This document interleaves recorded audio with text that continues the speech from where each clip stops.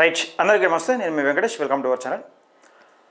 ఉచిత పథకాలపై ఎప్పటికున్న ప్రభుత్వం అంటే ప్రజలపైన భారం తప్పదని మనం గతంలో కూడా చెప్పినాం. ఇదివరకు కూడా రాష్ట్ర ప్రభుత్వాలపైన నిజంగా చిత్తశుద్ధి లేకుండా ఈ పార్టీలు రాష్ట్రంలో అధికారంలోకి తీసుకురావడం కోసం ఇష్టానుసారంగా హామీలు ఇస్తూ ప్రజలపైన పన్నుల భారం మోపుతా ఉన్నారని క్లియర్గా అందరికీ ఇప్పుడు ఎవరు అడిగినా కానీ ఉచిత పథకాలు ఎక్కడి నుంచి వస్తాయంటే ప్రజల సొమ్ముకి వస్తాయి. కానీ రాజకీయ నాయకులు ఎవరు కూడా చెప్పరు. ప్రజల సొమ్ముతోనే ఉచిత పథకాలు పెట్టే ప్రయత్నం చేస్తూ ఉన్నారు, అంటే పెడతా ఉన్నారు. అలాగే ప్రజలపైన భారం మోపుతా ఉన్నారు. ఏమైందంటే ఇప్పుడు పక్కోనికి వస్తే మనకు రాకపోయా, మనకు వస్తే ఇంకోనికి రాకపోయా, వానికి బాధ వీనికి బాధ, ఇట్లా ప్రభుత్వ సొమ్మేగా నీదేం పోతుందనే విధంగా ఈ ఉచిత పథకాలు మోజులో పడి ప్రజలు ఏ విధంగా గందరగోళానికి గురవుతూ ఉన్నారు, రాష్ట్రం ఎంత ఆర్థిక సంక్షోభంలో లోనవుతా ఉన్నది అనేది ఒకసారి హైకోర్టు జడ్జి ఎంత తీవ్ర ఆవేదన వ్యక్తం చేసిందంటే ఒకసారి చూసే ప్రయత్నం చేద్దాం మిత్రులారా. ఉచిత పథకాలు ఎప్పటికి కూడా ఆపాల్సిందే, ఇది 100% వాస్తవమే. ఎందుకంటే తెలంగాణ రాష్ట్రంలో కాదు, ఏ రాష్ట్రంలోనైనా ఉచిత పథకాలు అనేటివి మనము అడక్క తినే పాలు చేస్తాయి. ఒక విధంగా చెప్పాలంటే అడక్క తినే పాలు చేస్తాయి. ఒకసారి చూసే ప్రయత్నం చేద్దాం. విషయం ఏంటంటే హైకోర్టులో ప్రభుత్వ ఉచిత పథకాలపై జడ్జి గారి ఆవేదన అందరం తప్పక వినాలి. మనం చేతిలో ఐఫోన్ పట్టుకొని పల్సర్ బైక్ మీద వచ్చి రేషన్ బియ్యం తీసుకెళ్తున్నారు. వాస్తవం ఇది. చేతిలో ఐఫోన్ ఉంటుంది, పల్సర్ బైక్ మీద వస్తున్నాడు. పేదోడు ఎట్లయితాడు మరి? తీసుకెళ్తున్నాడు. కూర్చుంటే డబ్బులు, నుంచుంటే డబ్బులు. ప్రజలకు పని చేయాల్సిన అవసరం ఏంటి? 1 కోటి పైన కుటుంబాలకు తెల్ల రేషన్ కార్డుల, రైతులకు పనిచేసే కూలీలు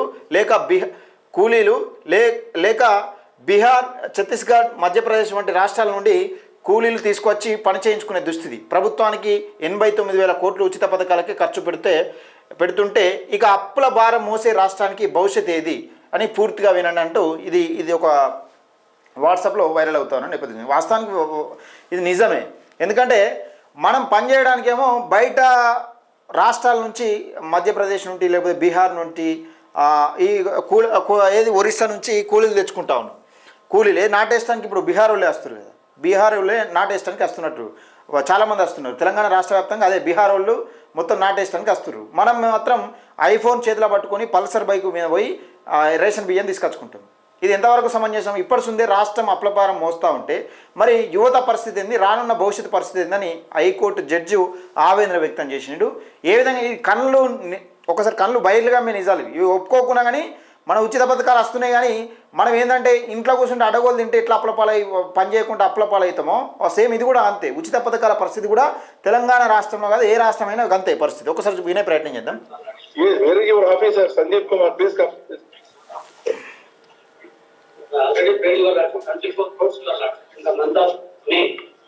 How much amount remaining? How much amount? Remaining is 33 crores. Total amount, huh? Yes. Remaining will pay within 6 months.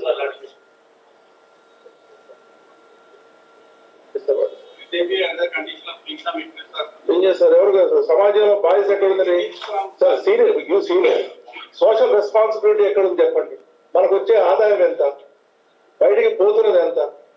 ఎవరో చెప్పిన దాన్ని బట్టి చూస్తే 3,24,000 కోట్లు, వాళ్ళకు వచ్చేది 2,70,000 కోట్లు.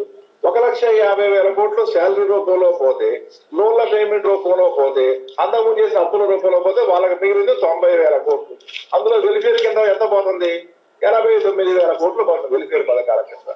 కూర్చుంటే డబ్బులు, నిలబడితే డబ్బులు, ఏం చేయకపోతే డబ్బులు. కొన్ని నిజాయితీగా పోతున్నాయి. పల్సర్ బైక్ వేసుకొని అయిపోయి ఉచిత బియ్యం పట్టుకొని పోతున్నారు. ఎంత బడ్డను పడుతుంది వాళ్ళ మీద? ఎవరికైనా బాధ్యత ఉందా సమాజం చెప్తే? ఎవరికైనా మనందరం కూడా నేను పౌరుడే కాబట్టి ఎన్ని అనవసరమైన ఉచిత పథకాలు ఇవ్వాల్సిందే. మరి ఎంతమంది అనవసరంగా తీసుకుంటారు చెప్పండి. ఆ రైతు బంధు పథకం ఉంది, కోటీశ్వరులు కూడా రైతు బంధు ఇవ్వట్లేదా? ఎంత బడ్డను పడుతుంది? ఇది వాస్తవం కదా. కోటీశ్వర్లకు కూడా రైతు బంధు ఇస్తూ ఉన్నది. తెలంగాణ రాష్ట్రంలో రైతు బంధు పథకానికి ఒక లిమిట్ పెట్టాలని ఎవరన్నా అనుకుంటున్నారా? రైతు బంధుకు లిమిట్ పెడతామని కాంగ్రెస్ ప్రభుత్వం చెప్పింది. ఎందుకు పెట్టలేకపోయింది మరి? ఒక 20 ఎకరాలు, 25 ఎకరాలు, ఒక 30 ఎకరాలు చేసేవాడు రైతు. 100 ఎకరాలు చేస్తాడా రైతు? ఎక్కడన్నా 100 ఎకరాలు ఇష్టానుసారంగా రైతు బంధు అయితే పైసలు పుక్యానికి పంచుతా ఉన్నారు.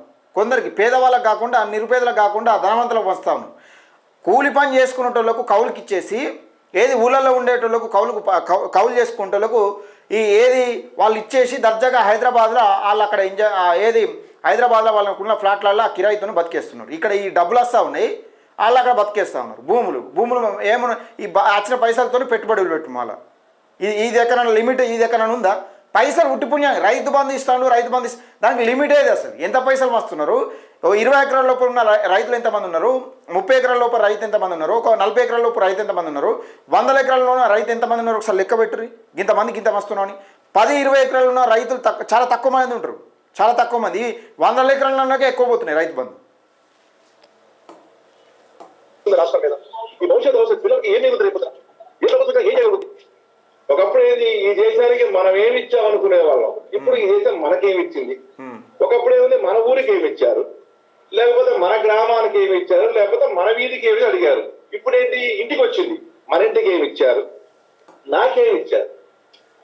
ప్రజల టెండెన్సీ చూడండి, ప్రజలు నాకేమి ఇచ్చారు, ఈ దేశం నాకేమి ఇచ్చింది. ఒకప్పుడు ఏముంది, గాంధీ గారినో నెహ్రూ గారిని చూసి మిగతా వాళ్ళని చూసినప్పుడు మంత్రులు గారినో లేకపోతే అందరూ ఏమనుకున్నారు, ఈ దేశానికి నేను ఏదైనా ఇవ్వాలి, ఈ దేశంలో నేను పుట్టేందుకని అనుకున్నాను. ఇప్పుడేంటి, ఈ దేశం నాకేం ఇచ్చింది. ఇన్ని ఉచిత పథకాల ఏమన్నా ఒక్క తెల్ల కార్డు తీసేయగలరా? ఒక్క తెల్ల కార్డు తీసేస్తే ఇంకో రకమైన రాజకీయ పరమైన గొడవలు, పలానాది చెయ్యేస్తే ఇంకో రకమైన విమర్శలు. ఆఫీసర్లు ఏం చేస్తారు? 3,000-4,000 కేసులు ఆయన మీద ఉన్నాయి. నేను చూశాను, మొత్తం కూడా చూస్తే ఈ జీవితకాలం పాటు ఆయన జైల్లోనే ఉంచాలి. ఈ దగ్గర ఆ సెక్రటరీ గారు పోస్టులో ఉన్నందుకు పాపం ఇక ఆయన లైఫ్ అంతా ఎక్కడున్నారంటే ఇంట్లో జైల్లో ఉంచాలి, జైల్లో ఉంచి అక్కడ నుంచే పని ఉంచాలి. ఏం చేస్తారు? జస్ట్ చాలా ప్రాక్టికల్ గా చాలా డిఫికల్ట్ అయిపోతుంది.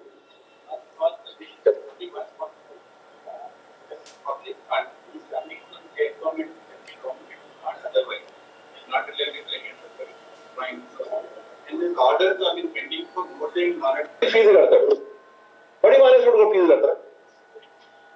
మీరు అర్థం చేసుకోండి, బడి మానేసుకుంటూ ఫీజు. ఇంజనీరింగ్ పిల్లలు, మెకానిక్ ఇంజనీరింగ్ చదువుకున్న పిల్లడు వాడు స్కూటర్ వాడు తగ్గేసుకోలేదు, మళ్ళీ మెకానిక్ రావాల్సింది.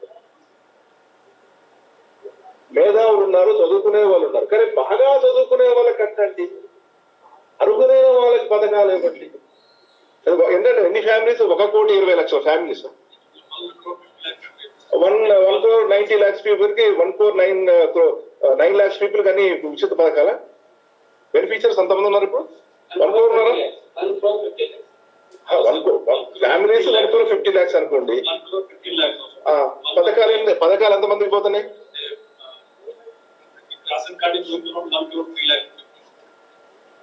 1,15,00,000 కుటుంబాల 1,03,00,000 కుటుంబాలకు తెల్లకాటలే పోతే ఈ దేశాన్ని ఎవరు నడుపుతారండి? ఇలాగే సాగుతూ పోతే కొంతకాలానికి కుబేరుడు కూడా డబ్బులన్నీ అయిపోయి పనికార పథకంలో కూలికి వస్తాడు.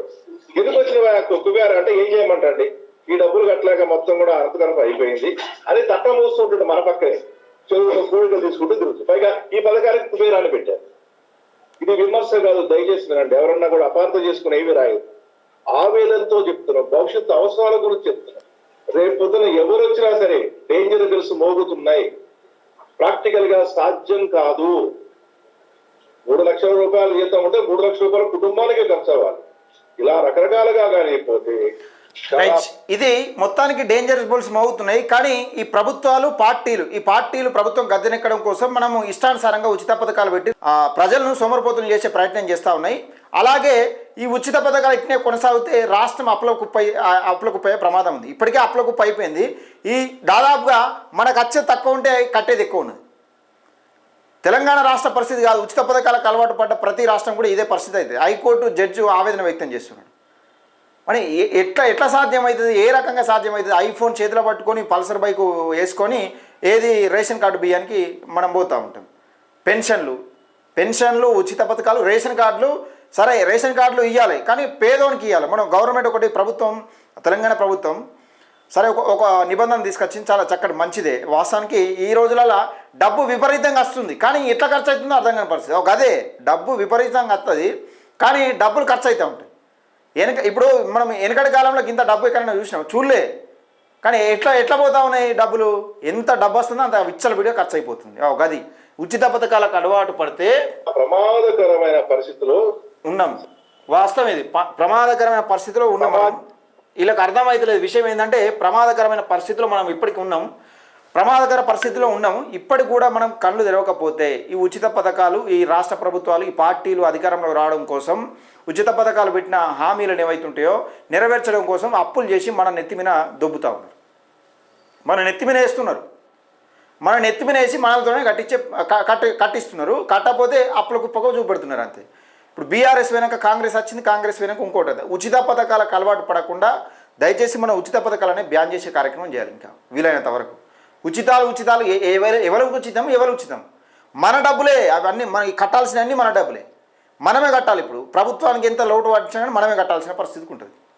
దయచేసి మిత్రులారా, ఇది మొత్తం ఉచిత పథకాలకు అలవాటు పడితే ప్రభుత్వానికి కాదు, ప్రభుత్వం అంటే ప్రజలే, ప్రభుత్వాన్ని నడిపించేది ప్రజలే, మన ట్యాక్సీలతో మనం నడిపిస్తారు. లేకపోతే రేవంత్ రెడ్డి లేకపోతే కేసీఆర్ వాళ్ళ సొమ్మును పెట్టి వాళ్ళకు రావు, వాళ్ళు సొమ్ములో పెట్టి మనల్ని ఉచిత పథకాలకు పైసలు వంచరు.